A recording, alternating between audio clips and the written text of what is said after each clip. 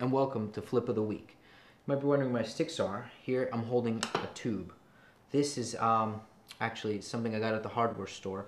It's about 3/8 wide, and I'm using this inside my drums for the next example. I read this in Modern Drummer. There was an article by Glenn Kochi from Wilco where he explained how you can imitate a glissando of a timpani, which means when the note changes and it goes higher by using a pedal. That's how the timpani glissando would work.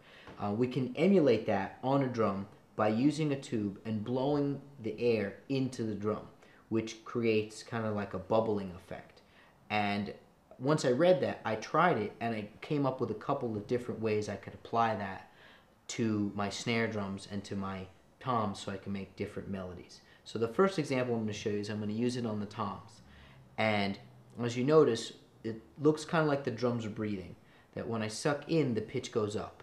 And then when I suck out, the pitch goes back down to the original pitch and then goes back up again. So it never actually goes below the original pitch of the drum, but it gives the illusion that it does. So I'm going to play it with a mallet so you can really hear the definition.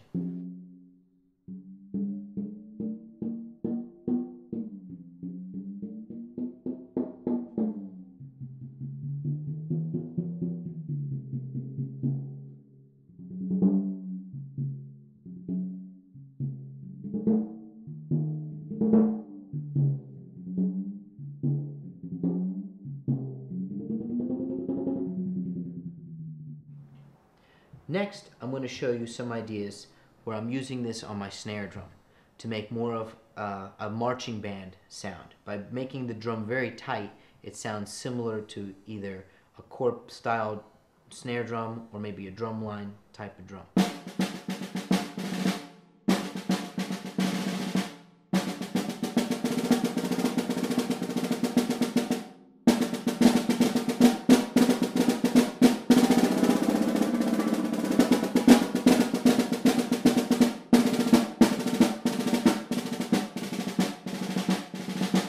Another example that takes a little bit of practice, and please don't get too lightheaded.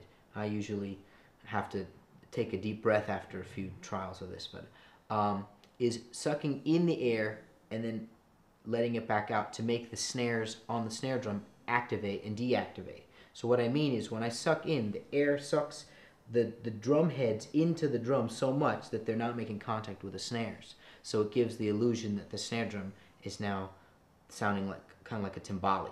But then as I breathe out, then the tension comes back and it goes from sounding like a normal snare back up to more of a marching snare type of sound.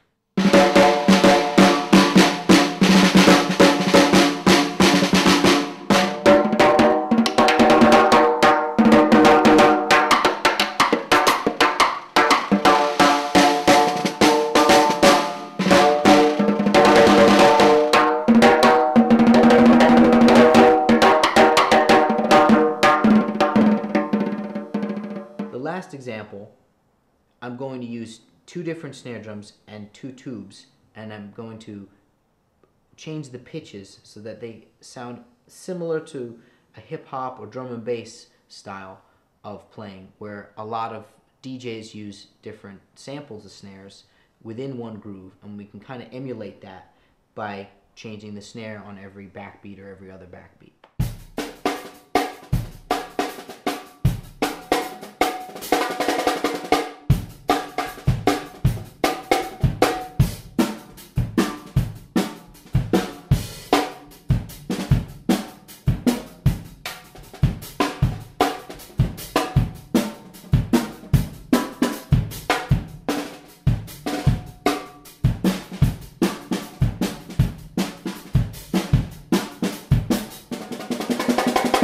Well, thank you for checking out this week's Flip of the Week on playing with tubes.